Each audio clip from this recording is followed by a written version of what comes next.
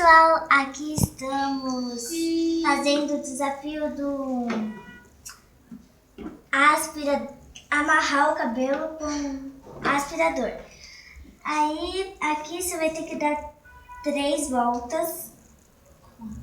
Vou amarrar aqui 3 voltas.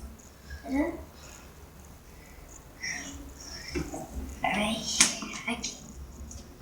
Aí você vai ter que precisar de uma ajuda de um adulto, vai ser minha mãe. Não precisa de ser adulto. Pegue todo o cabelo.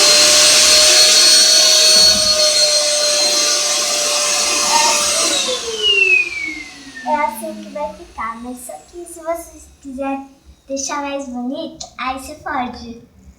Então, dá um joinha e se inscreva-se no canal que você não foi inscrito. Tchau!